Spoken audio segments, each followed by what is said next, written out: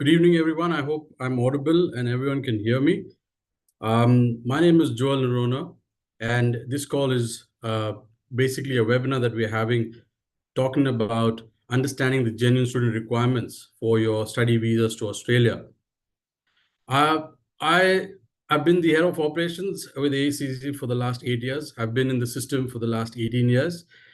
So happy to talk to you, happy to address all your questions that you would have. So I would like to take you through this presentation on behalf of AECC Study Abroad Consultants. We would start off with this webinar. We would talk more about all that you need to know and understand everything in terms of the requirements for the Australian student visa. So I'll start with my presentation and take you on. And then if there's any questions, please feel free to put them in the chat box and we will answer them, as well as we will keep some time towards the end of the session as well to answer everyone's questions.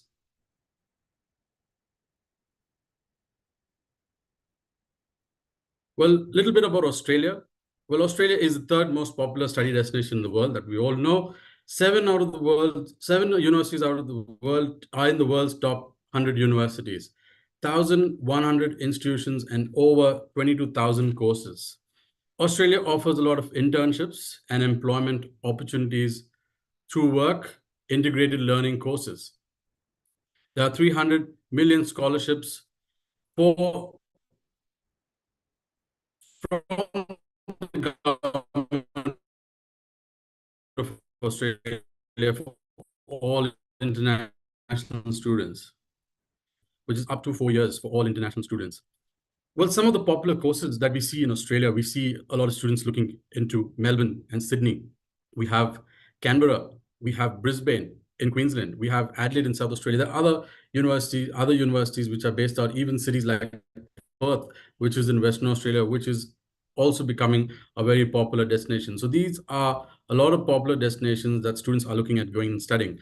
There are more than 40 plus universities in Australia, including a lot of vocational training TAFE institutions that are available for students who are wanting to do a lot of professional and training courses. The intakes in Australia are generally available in the months of Feb, March.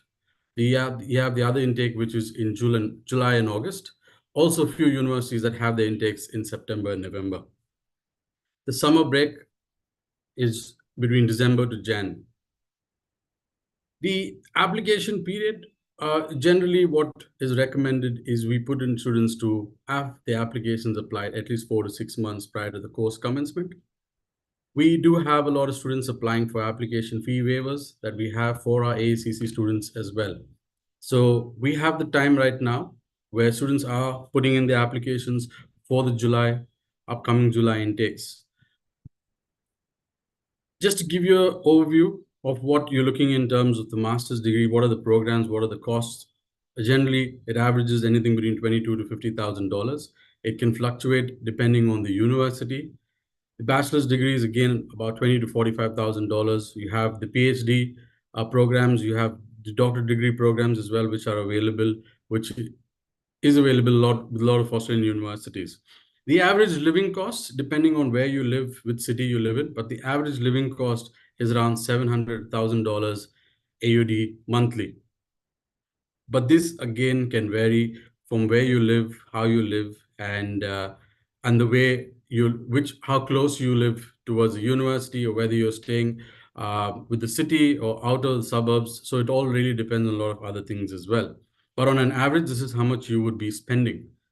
The international students can work part-time up to 20 hours per week. It varies. You could even work even up to 80 hours a month. It all depends on the students with regards to how you manage your part-time. But this is an option that is given for international students during their study. The post-study work rights is for the bachelor's degrees, it's 2 to 4 years. For master's degrees, 3 to 5 years. And for the doctoral program, it's between 4 to 6 years. I have a slide that will also show you more about the post-study work right visa. Moving on to the genuine student requirement, which I think is the topic of discussion today. Well, Australia used to have something called the Genuine Temporary Entry, which was the GTE. Now, the Genuine Student Requirement has actually replaced the Genuine Temporary Entry requirements. However, most of the things remain the same in terms of verification of documents or anything on those lines with regards to the background of the student. All those things are still very much in place. But what has changed is that there is no more requirement of the 300-word SOP. However, it has been replaced with 4 questions that has been added on in your visa application form. And that has to be answered with a minimum of around 150,000 characters for every question. What are these questions? How do you tackle these questions? What comes in and what is something that you need to be looking into is something that we will be talking more about.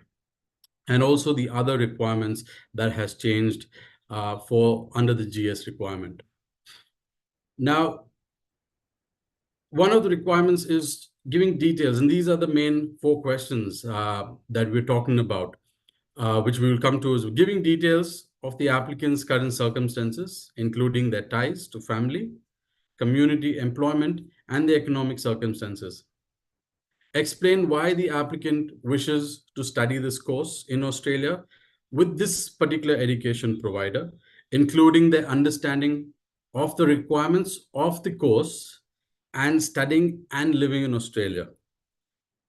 Give details of any relevant information the applicant would like to include is something that is also there, where you can give out any other information. We go detail into this as well. Explain how completing the course will be of benefit to the applicant. So these are few questions that you need to revolve around and that needs to be spoken about and answered. And that's something that they are looking for, and how you're going to answer these questions. Some of the things that we need to keep in mind also, which is a part of, which comes under the GS requirements, is the academic transcripts showing the qualification achieved. You need to have your academics, name the education providers, the length of the study, the certificates that you have that you think that would be of some relevance to the program is something that you need to also showcase when you're putting in your application and when you're applying. Previous study in Australia, a complete history of your study records in Australia, details of information on the course of the program, and any other information that the applicant considers relevant to the study record in Australia. Reasons for change of course or the education provider, if there is any, when you are there or previously in Australia, if you have any of those records, it's always good to declare them and show them and talk about them. Study gaps for more than 2 months during academic year. Always having gaps between your academic year could be a problem. So that is something that we need to make sure that we declare things like that and give explanations of, if you have anything, to explain what was the reason. Now, the current employment, a lot of students do have work experience. Some of you don't have the work experience who are going to study in Australia. Some of you do have work experience. So it's always good to showcase your work. And the things that you need to showcase when you're applying is details of your current employer and the company address, the period of the employment. It's always good to have a detailed resume talking about all the work that you have, details about how long you worked with that organization, who is your manager, contact details for references, what was the position held. And also, to support these documents, you will definitely have to have your offer letter, your salary slips, and also your tax returns to prove proof of employment. So this is something that is always important, and that is required when it comes to talking about your employment. Now, circumstances in your home country or your country of residence, the nature of the applicant's personal ties, for example, the family, the community, and the employment. You'll have to provide reasons for not studying in your home country, or similarly looking at other countries. And why would you want to talk about studying in Australia? And these are things that you will definitely need to look into and explain in more detail and more depth as well. Now, with regards to the economic circumstances in the home country of or country of residence, the documents that you could show, or the documents that you could have, or the explanation that you can give it, is one of the things that you could do is documents showing employment or business activities for the 12 months before lodging an application. Yeah. Potential employment offers, including salary and other benefits after your course completion. It's always good if you can get a letter from the best document that you could supply or have as an evidence, is to get a letter from from your manager or from an employer stating that on your return, you would be given that offer with a better position or with a better title. Now, I know it's difficult to get that document in India, but if you could talk to your managers, and if that is something that you actually are able to talk to your company and say that when I come back, and if you can get that letter, that is something that will actually help you to showcase that you have something back in your home country as well. There are other things that you could talk about in terms of your family. You could talk about your properties that you have that is back in India. You could also showcase things with regards to your bank statements, your tax papers. There are multiple things that you could show proof in terms of ties that you have, or the situation that you have in your current country, or in your home country. Now, how does the Department of Home Affairs, the DHA, assess the GS, which is a genuine student? Overall, it's a circumstances of what the student is, the profile, the overall profile. We have a lot of students sometimes who come and ask me, is this something that I have? Would this be negative, or would this be positive? Or is there this going to be a problem, or is that going to be a problem? And there's lots of instances that we have. But overall, I think it's the entire circumstance of the applicant. What the DHA is looking at, where we can see and you can hear a lot of rumors, people talking about Australia has made things stricter, the rules have changed. Well, technically, yes, they are looking into few things. They're making changes with regards to the policies. Like you could see, there's a few small changes that they made. Is they have removed the SOP. They're asking you for those 4 questions. They expect you to give them a clear-cut answer with a small brief description there, where they're talking about how and where and what do you see yourself, they want you to explain yourself and tell them how you're going to basically benefit out of it. The whole idea behind this is what the Australian government is also looking at is they do not want students, or they do not want applicants basically using the student visa as an option to migrate into the country. So that's something that they really want to see, and that's something that they do not want, students coming in with the plans of immigration and using the study visa. So this is one of the main things and the reasons why they have made few changes with regards to the requirements in terms of the GTA and the GS requirements. Now, the other thing that they're going to be looking at is your immigration history.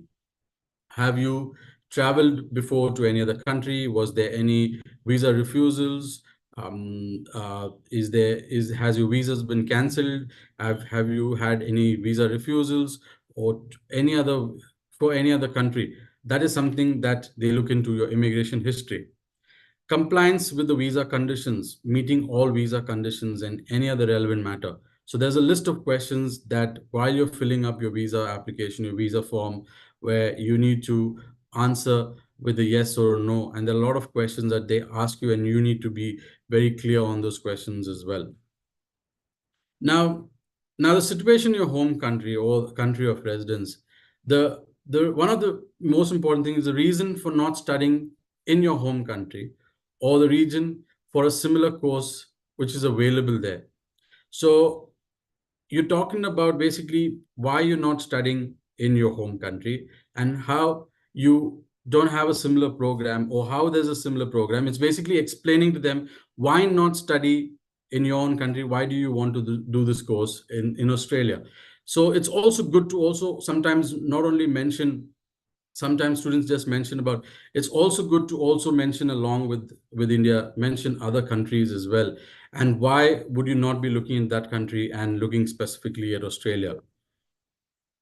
The nature of the applicant's personal ties to their home country, where you're talking about the personal ties that you have in terms of your family. If you're the only if you're the only child, if you have a family business, it's also talking about personally what ties you have and putting it across.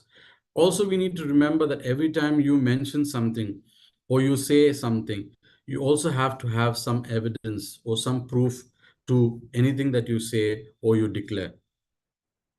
Of course, the economic circumstances with regards to your background, all those things will definitely be declared. If there's any commitments in terms of military service, political, any civil unrest in the home country, you can definitely talk about that as well. So anything that you think in terms of what is your commitment to return back to your home country is something that you can always declare and provide an evidence when we are doing that. Well, potential situation in Australia, the level of knowledge of a proposed course and education provider, your previous study and qualifications, planned living arrangements, and a financial stability. So this is something that you definitely have to showcase. This is something that you definitely have to have in terms of if you're looking at studying in Australia. These are things that you will have to prove. This is the thing that you will have to showcase and have and know, most importantly.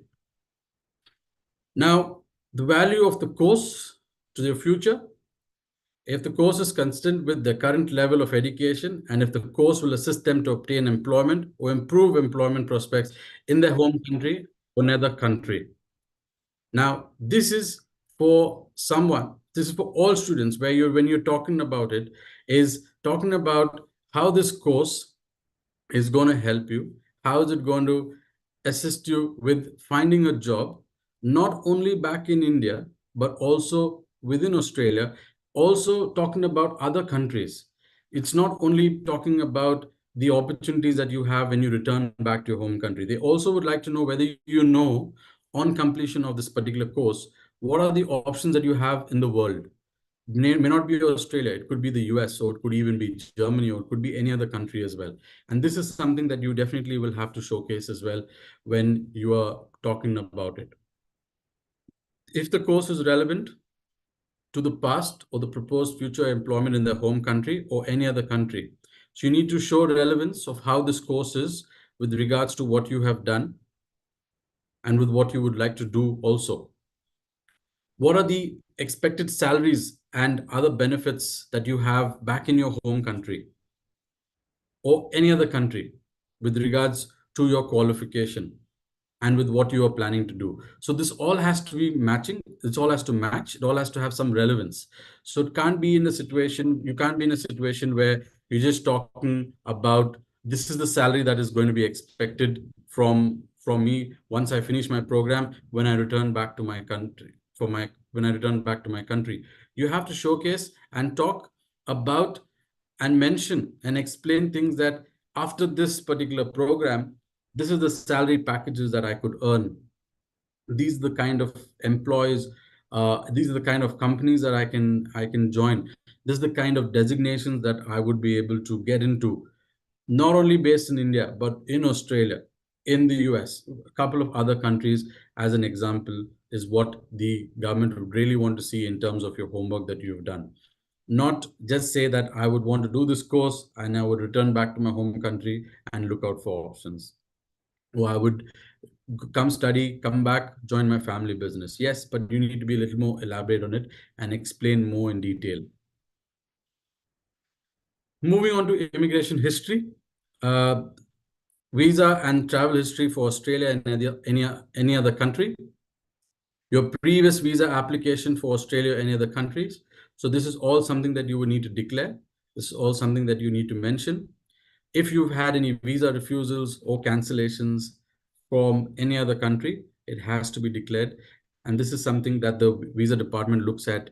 A lot of the visa offices of the countries these days have access to their data of other countries as well. They have records.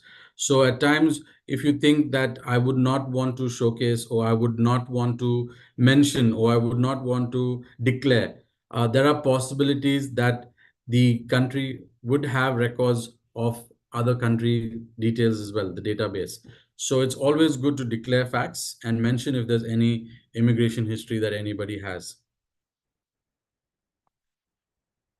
This is a very important point. One of the important questions that is being asked is, include any other relevant information the applicant would like to include in the application. Basically, it is a place and it is a column and it is a question and a provision given to students where you want to mention anything relevant, whatever you have said. If you want to, say that this is what I mean to do, or this is what is relevant to what I am looking at.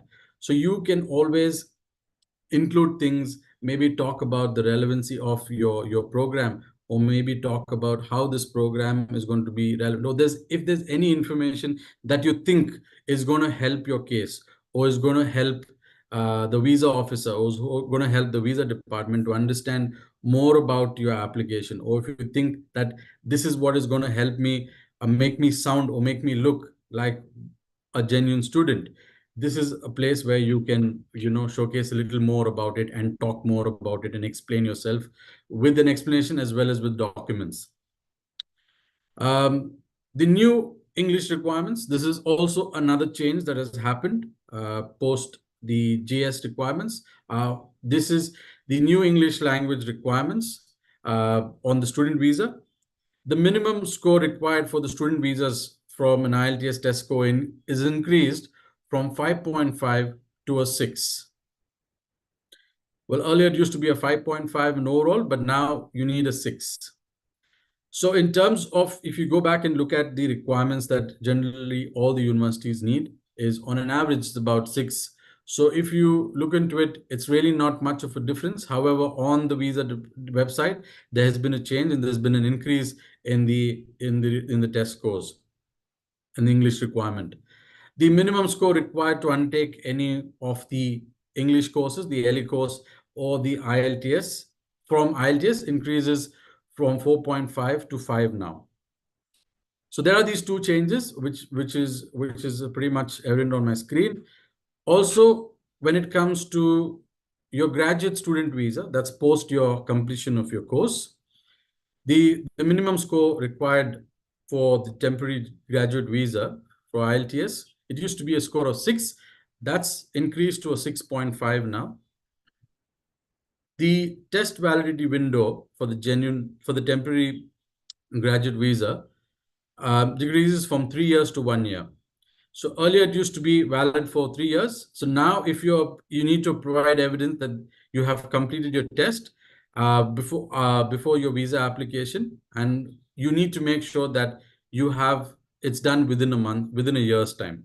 So no longer will it be accepted if it's more than a year old.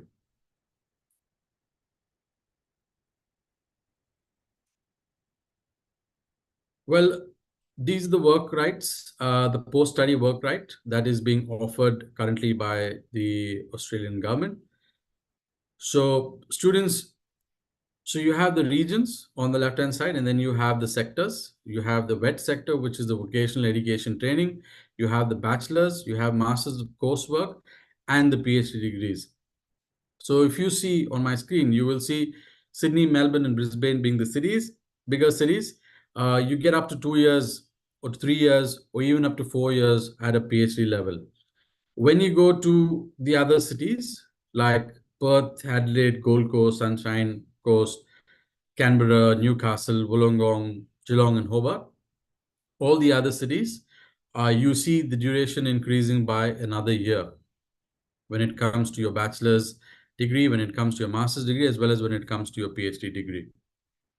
All other locations, more regional, the more interior places, you get additional year again. And this is how it's been structured. And there hasn't been any changes with regards to the post-study work rights.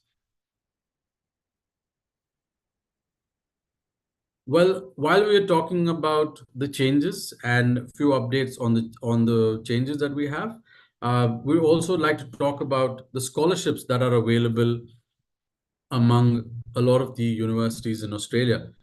You see, times at times we see students even getting up to 100% tuition fee award, especially when it comes to PhD profiles or students applying for for their research. A lot of universities have percentage-wise scholarships starting from 10%, 15%, going even up to 25, 30% as well. So the Destination Australia scholarships up to $15,000 per annum. The Australian government, so there are plenty of scholarships when you apply to the universities. At times, the university application, the university puts forward your application if you're a very, if you see that your application is eligible and that you are eligible for a particular scholarship. At times you're automatically considered for a scholarship. When you get an offer letter, you get a scholarship letter also rolled out along with it, or you have a scholarship mentioned within your letter.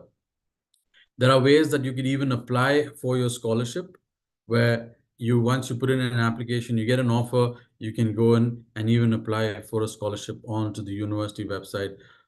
Or if there's any particular forms, depending from a particular country, you have a lot of options where you see vice chancellor scholarships that are available up to 50%, sometimes even up to 100%. There are a lot of scholarships options that are available in terms of Australia, in terms of students looking into options. It can be at the bachelor's level, it can be at the postgrad level, and even at the research level. So scholarships, yes, are available in Australia. It's all about how you're going to be able to apply for them, and when you're going to apply for them, and how you could put in what application you can put in and when and how. So for more information about scholarships, you could always talk to us, talk to your counselors, and understand more about your scholarship opportunities in Australia. Well, moving on to our services, that we definitely know that from the time students connect with us, from the time all the students connect with us, talking about selections with the universities, talking about the destination, understanding which destination is the right destination for you to study. We do course shortlisting. We offer the insurance in terms, at times, even for your visa. We have the application filling and SOP guidance at times for all countries. The visa documentation and visa filing is where we help guidance in your finance documentation, telling you what is the right document, how it needs to be put across, what documents are required from the bank, helping you with all those kind of documents. Avail scholarships, help you with that. Pre-departure, we definitely do pre-departure sessions, talk to you about what you need to be doing before you leave to your dream country, and plan things, what you need to be doing, what you should not be doing when you arrive as well. Accommodation support, definitely we help you with accommodation. We have multiple partners. We have our students who've been there who can definitely help us and support us. So we help you with in that area. We definitely believe in ethical counseling. We also offer services in terms of test preparations with IELTS, PT, GRE, GMAT, SAT, and ACT. So these are the different preparations that we have for students who are looking at doing these courses too. So all of the above services are absolutely free when it comes to Australia and a lot of other countries as well. We're happy to assist and help you with this. Now, why AECC? Well, we have more than 850 plus partners, institutions. We are in 16 countries and have about 55 offices worldwide. We have a high visa success rate. Our team of education counselors are experienced and certified. AECC is more trusted international student placement company. We offer comprehensive services, including counseling, helping with SOP writing with few of the other countries, visa preparation, pre-departure support, all under one roof. We can help you when it comes to planning with regards to even when it comes to opening bank accounts, helping you with your SIM cards. There are a lot of other services that we can help you with when it comes to talking to the counselors, when it comes to interacting with AECC, there are other services as well that we can definitely offer you, and we're happy to help. We have more than 1.6 million subscribers on Facebook. And most importantly, we have successfully placed over 65,000 students worldwide. Well, that's pretty much about the session, and a quick update on the GS requirements, a quick information on the scholarships, a little bit about our services. So we'll now open this platform for students to, put in their questions, and we are happy to answer those questions as well.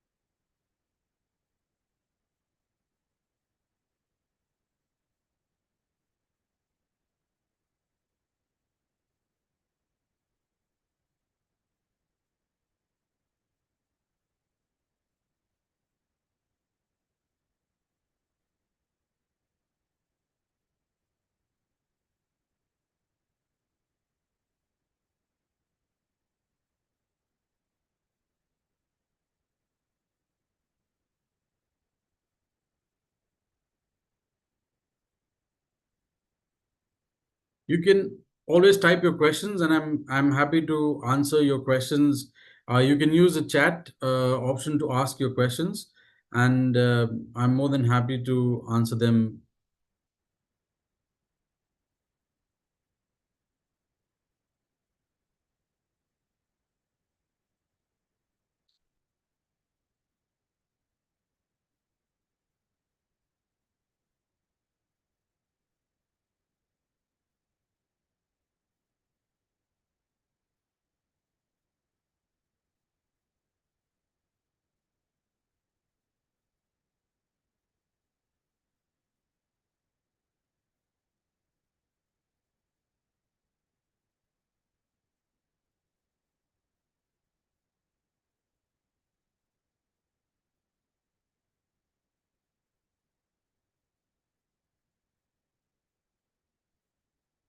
I think I have a question here that so I think Shashank's put in a question. Hi, Joel. Are there any history of students who got visas post visa refusals after reapplying? Well, we did have a few cases initially who had re-lodged the visa applications, who got refused. And when the universities did give the applicant and give us the permission to re-lodge the visa application, I would say most of them who reapplied have actually got their visas. And also another update is that many of the students who didn't get their visas on time, we've actually seen a lot of them who've deferred have also already started getting their visas, and we see a lot of them who've deferred for the July intake have already received their visas for July.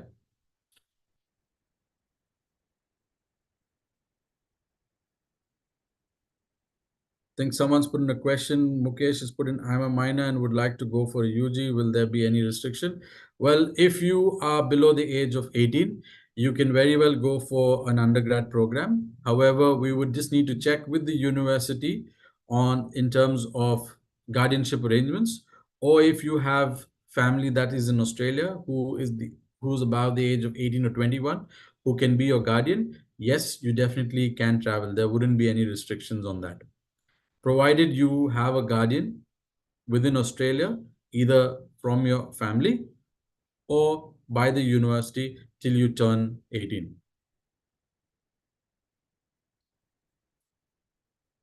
I see a couple of you actually raised your hands. If you can actually type in your questions, that will be good.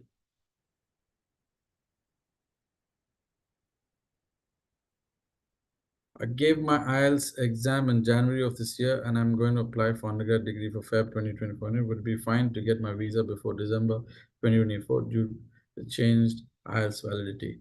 Well, it does not apply when it does not matter when you are going in. So the changes have already taken place. So from the 23rd of March, any visa application that has been lodged, the IELTS requirements have changed. So the changes have already been effective. So what I would suggest is to connect with your counselor and take a look at your IELTS scores that you already have and find out whether you're meeting the requirements. If you're meeting the requirements, well and good. If you're not, then you might have to retake the exam.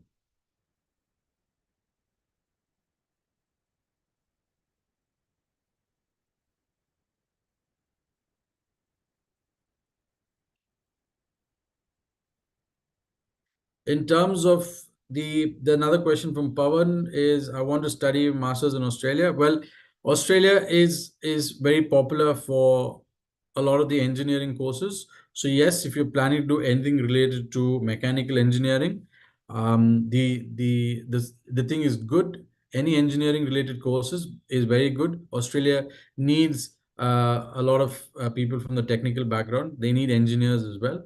So looking into a program, getting into something related to mechanical is a good option as well in Australia.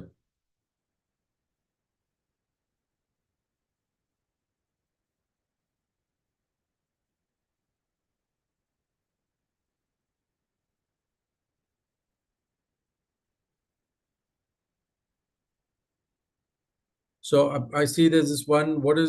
Am I planning to do my master's of social work? What is the procedure and fees? Well, with regards to doing that, I think it's best you, Sergeant Chaku, I think it's best you connect with your concerned counselor, connect with the team, whichever city you are from, connect with the counselor, or if you're already connected with them, please reach out to them. It'll be good if you could connect and understand what you need to do in order to apply for a master's of social work, and what is the fees and what is the procedure. I think the counselors will definitely be able to help you with that. What is the PT exam score is required to get admission in Australia? Well, it's an equivalent of with the IELTS of 6.5. It could vary. The best score that I would say is to have a 65 or 60 and above in a PT. That's the best score that you could think of to get an admission into any of the Australian universities. The tip that I would always suggest is that aim for a 70 or a 80, so you'll at least come down to a 60, 65. But I would say 60 to 65 is a good PT score that would be required as well for any of the Australian universities. But aim for a 70 where you be safe. Yeah. Hi Joel, can we get PSW after 1 year master's course in Australia? Well, currently not really. The rule has always been that only if on completion of enrollment into a 2 year program will you be eligible for a post-study work visa for the PSW. So you will definitely have to do a 2 year program in order to stay back, and for the PSW 2 years is mandatory.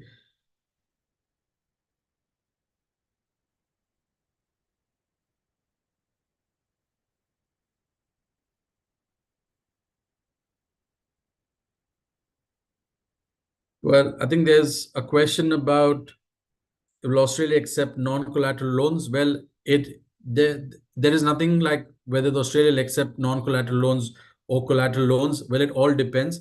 Preferably, when there is a non-collateral loan, there could also be a problem in terms of the repayment. So at times, universities and the visa department, there is nothing in black and white, but preferably we wouldn't recommend students applying for their visas or even applying to universities with non-collateral loans. However, there are a lot of banks that are issuing these days loans without any collateral. But on a safer side, I would say it's better to have a collateral attached to your visa, to your loan letter. You could always get that checked with the particular university, and the whole idea is, when it comes with the Australian High Commission, any loan that you take, when you're taking a loan, the whole idea that they're also looking at is whether you have access to those loans. So if you have a loan and if you're not sure whether it will be accepted, pretty much the best thing to do over there is to have 100% of the loan dispersed into the account, or have proof that the loan amount is dispersed, and show that proof as well, because that is something that is more genuine, and that the government knows, or the visa department knows, that you actually have access to those kind of funds. Well, Pawan, I think we can definitely talk more about that. I can definitely connect with you, get in more details. When it comes to talking about Engineers Australia, it's an accreditation that has to be done for all students after you finish your engineers, after you finish your degree. You will need to apply with this particular, with all your mark sheets, which is basically all your degree mark sheets, and with your master's degree certificates, preferably with your bachelor's. You'll have to submit it to Engineers Australia. And once you get into Australia, there's a way that you need to apply for this accreditation. However, it's quite simple if someone has done a 4-year engineering degree. That's something that I can tell you. There is a lot of confusion when it comes to it, whether if you do a 4-year engineering degree in India, you pretty much get your accreditation from Engineers Australia.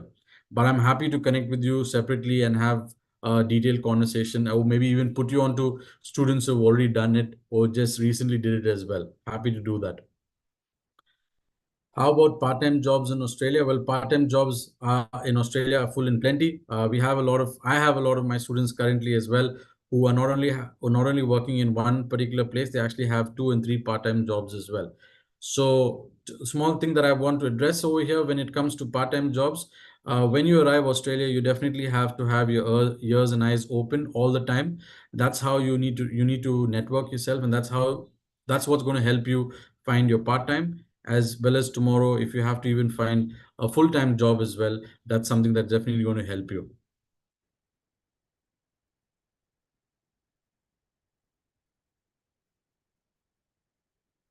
Is there any changes in the post master's degree work visa, or there's not much changes in that? It's just that the IELTS requirement, a few changes in the IELTS requirement that is asked for, which earlier was 6, now it's gone to 6.5. Otherwise, there's no much changes to that. If I do my master's and master's of social work here, is it accepted in Australia for a job? Well, if you're talking about a job, you will definitely have to go through an immigration lawyer and a file for your. There's a lot of process that you'll have to go through in terms of first doing the assessment, applying, see whether you qualify for a PR and apply. Unfortunately, today we're only talking about study visas and about students. So if you're looking out for a job in Australia, unfortunately, you'll have to talk to an immigration lawyer in Australia or here. Which university is best for MS environmental sciences as well? Job opportunities, questions on Instagram. Okay, perfect. Yeah, so this is something that there's a lot of universities that we can look into. There's a big list of universities that have a master's in environmental science, and there are a lot of jobs that are available as well when it comes to courses related to environmental science, or even when it comes to job related to environmental sciences. So yes, we can definitely share out that list of universities. We could connect with you and share out a list of universities that are best for this particular program. And we could also share the opportunities that you could get and have while you do this program, during this program, as well as after you complete this program as well. Planning for an undergrad course in software engineering. So, do I require any extracurricular to increase my chances of getting admitted to a good university? Vani, it's completely depending on your academics as well. So it's not always so. If you're applying for an undergrad course or trying to do a software engineering, you need to have mainly have your English requirements met. You need to have your 12th percentage met. However, it won't increase your chances, but it will help your application if you have any extracurricular activities. But it's not going to help you with regards to an admission. So, if, for example, if your grades are not meeting the requirements, that's not going to help you. Yeah. What about masters in sports physiotherapy in Australia? Well, anything related to sports, is very good in Australia. You have a lot of courses related to sports. You can do the sports management, physio. There are courses provided you meet the requirements when it comes to physiotherapy programs in Australia.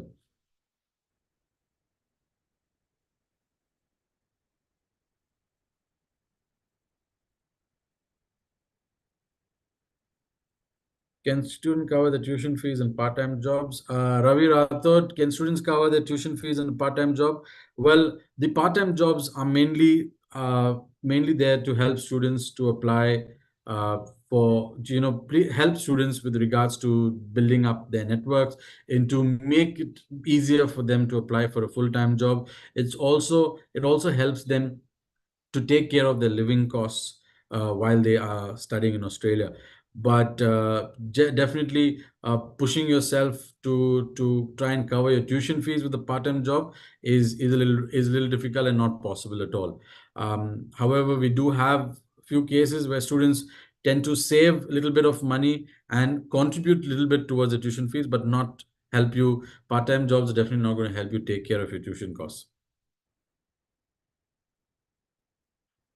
What are the requirements to get scholarships for masters? Well, definitely you need to have your grades very high. You need to have a very high percentage. It's also whether the universities and that particular course and that particular faculty has those scholarships available. That is also something that you need to look as a requirement. But generally, the main requirement is to have a good English score and to have a good percentage in your bachelor's in order to get a scholarship for your master's program.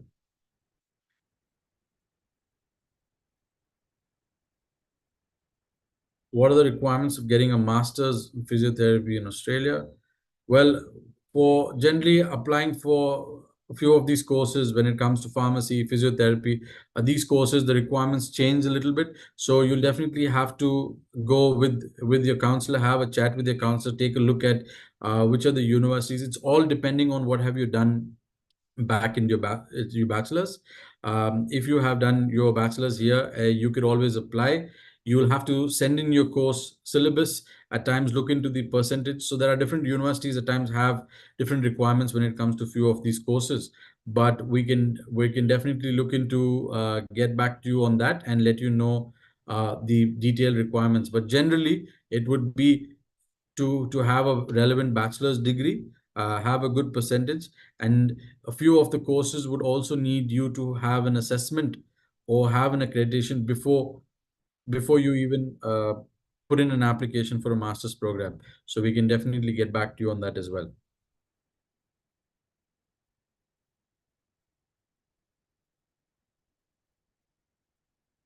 Can I apply now for BSc nursing for the July intake? Yes, we do have a few. Well, the nursing degrees are generally offered in the February intake, but we do have quite a few universities that also have admissions in the July intake for nursing.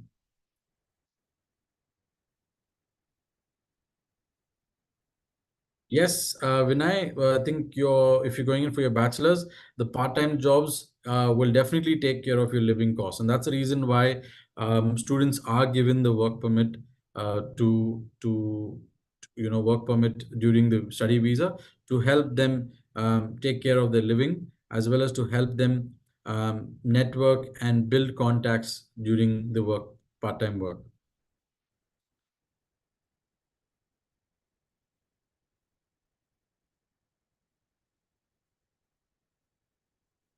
Cousin, there's a list of universities that we can give you for a Bachelor's of Science, um, excluding the group of eight. I mean, all the academic English. There's a lot of universities. I would say please connect with your concerned counselor and uh, take down a list of universities, because when you talk about which are the best universities for bachelor's in computer science, it would also depend on what is your percentage in your 12th. So depending on that, your counselor will definitely be able to give you a list of universities that that you would be eligible for. What is the best intake for BSc nursing? There is nothing like that in Australia. Whichever intake you start, it doesn't really matter. There are few, there are times there are courses that start, if they start in Feb, then in Australia, or if there's something like fall or spring that you have, That time at times sometimes you won't be able to do all your subject. But when it comes to Australia, the intake doesn't really matter. Whether you go in the Feb intake or whether you go in the July intake, you anyway start from scratch. So there's nothing like a best intake for nursing. Perfect. Well, it's good. It's good to actually see that we don't have a lot of questions talking about the requirements, the changes that the Australian government has made. I don't see many questions or any concerns that students actually have with regards to the changes or the requirements or the things that has happened with the government. I can see a lot of questions actually revolving around courses and how to apply and scholarships, which is actually very, very good to see. And I think, I guess all of you are within the AECC network, all of you already have connections with your counselors. For those who don't, we will definitely reach out to you as well and assign a particular counselor for your future, help you with your entire process, and look into those options, and happy to help as well. So but if there are more questions, we're happy to go on and answer these questions. If there's any questions with regards to the new changes, please let us know, and we will continue to do these sessions more often, and clarify a lot of doubts for everyone that is on. So for everyone that's logged in, thank you so much. I'm happy to take in more questions, but thanks for spending this time and actually logging into the AACC webinar, where we're talking about the changes that the Australian visa has has changed in the last month.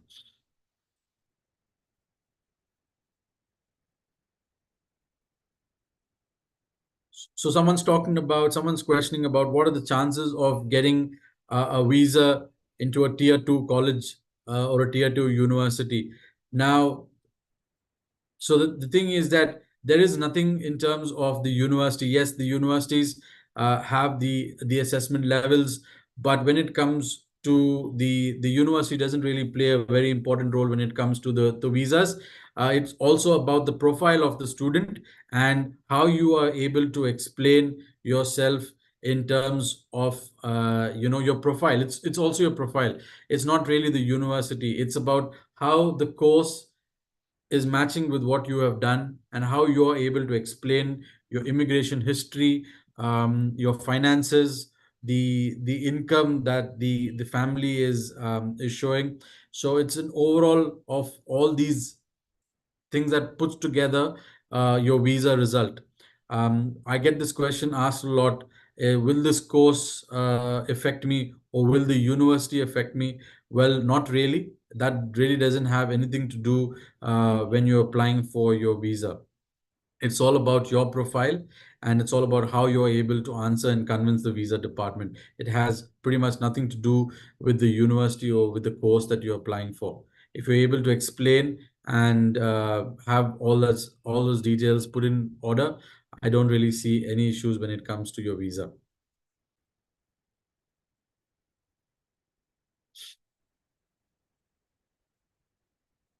Any other questions that anyone's got? Happy to answer them.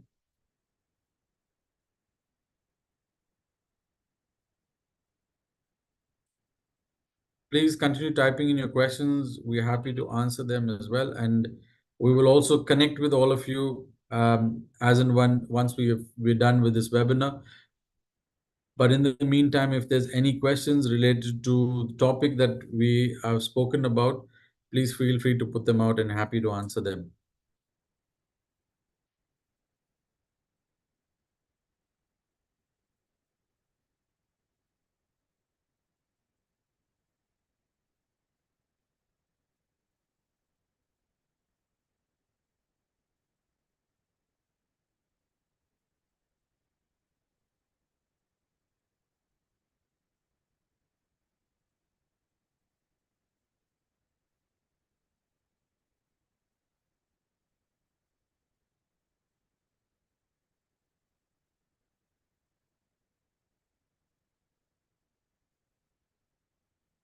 Think there's a few more questions. How can I contact you, sir? Please.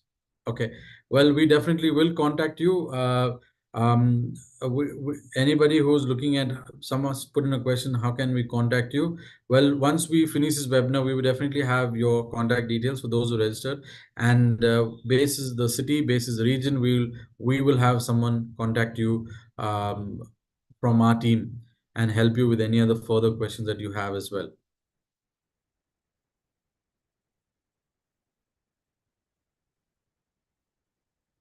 And we're happy for you to also put in your questions or your details. We can pick them up and just mention your name, phone number. We can pick them up from there as well and get back to you.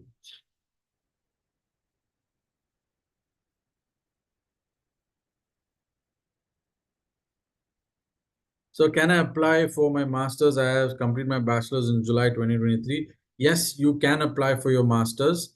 If you, as you complete your bachelor's in July 2023, it should not be a problem at all. You definitely can apply for your bachelor's, for your master's. It's just that you always have to show any, if you have any gaps. So if there is any if there is there something that you have, if you have put across, if you have completed after your bachelor's, you've done an internship, or if you're currently working, you can always showcase that. At times, even if you have a gap of 6 months, it's still understandable.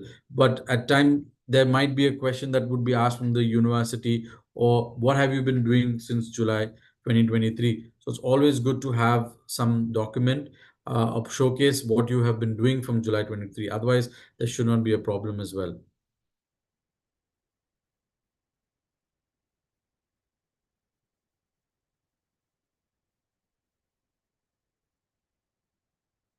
Um, there's a question that does the gaps count? Well, the gaps at times definitely counts, and you'll have to explain that.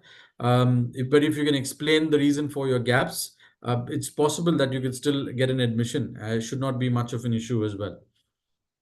The problem is when you don't have any reason to talk about your gaps, and if you're not meeting the requirements. At times we see students who have a gap year but have fared fairly well in terms of the overall percentage. So there are universities that could take them. But if you have a very long gap and unexplained gap, then it becomes a problem.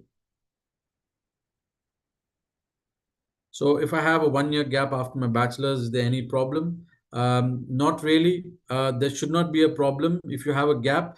See, you just need to cover that gap. So you need to show what you've been doing in that 1 year. If you're able to showcase what you've been doing in that 1 year, you could always, it should not be any problem. There are students who, so definitely no one's going to be sitting in and waiting for a year. There would be so many things that you would be doing. You'll either be applying for government jobs, or you'll be writing exams, or you would have been applying for jobs, or you must have been doing a course, or you could have been doing an internship. So there are so many things that you could prove to show that you were doing things in this 1 year, and explain your gap. That should not be a problem as well.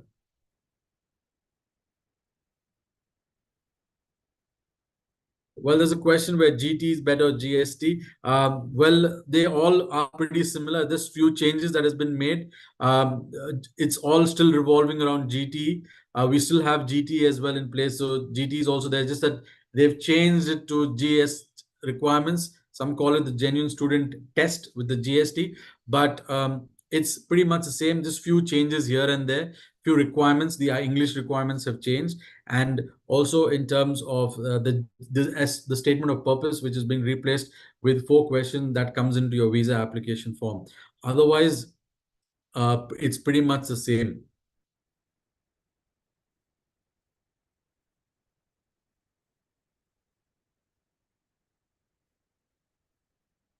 Yep, I think I've answered those questions.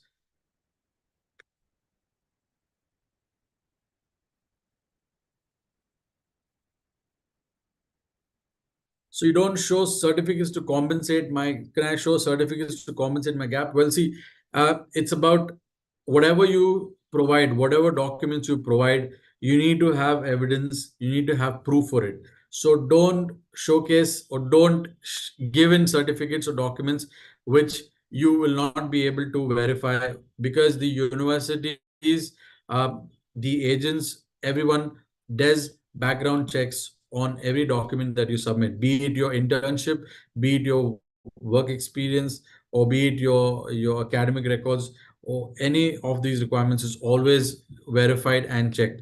So it'll become a problem if you're trying to get in certificates just to compensate for your gap. It's always good to show what you've been doing in that gap and explain what you've been doing in the gap, rather than trying to compensate by having certificates submitted. So yeah, so I've been asked this question a couple of times. If I have a year gap, if I have a year gap after my bachelor's, what are the possibilities? There should not be a problem with regards to your student visa. Like I said, there are times where students could be doing multiple things. So you can always, come back, explain yourself in terms of the gap year. It's not going to be a problem. It's not going to affect your visas.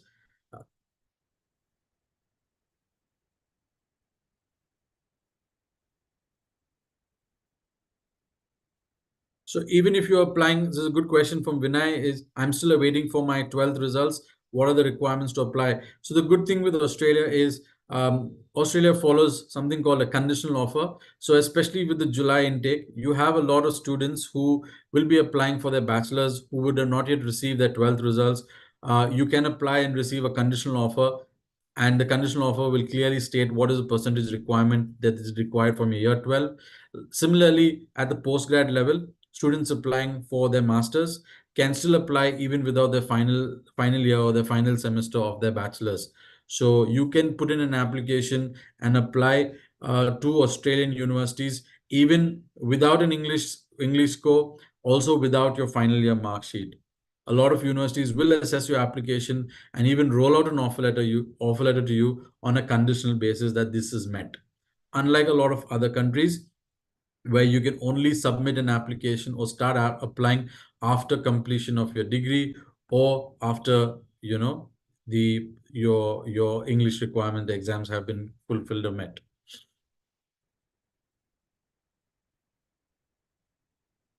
So I see a few people have raised their hands. It'll be good if you could type in your questions. I'm happy to answer them.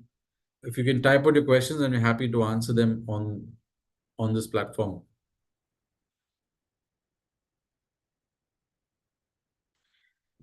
You please feel free to, if anyone's got any questions, if anyone needs any clarity, feel free to type in your details, type in your phone numbers or your email addresses with your details, and we are happy to come back to you with whatever questions you have as well. So, and if you want us to contact you, feel free to leave your name and number, and we will chat with you at the earliest.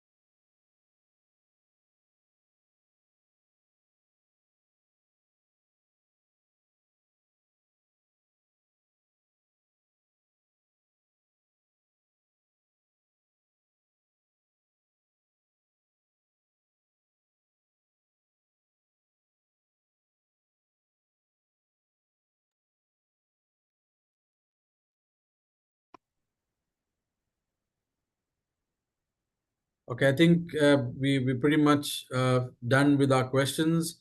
So thank you everyone for who have logged in Some of you already logged out, but thanks to everyone who's logged in. And for those who are still online, if you have any more questions, please feel free to type them. But thanks once again for all that have joined in, and I hope this session has been informative to all of you from AECC, and from myself.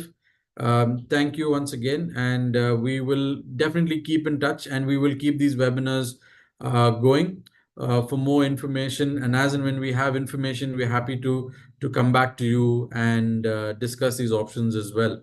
So you can always connect with your team, your counselors that you're in touch with. Put in your details.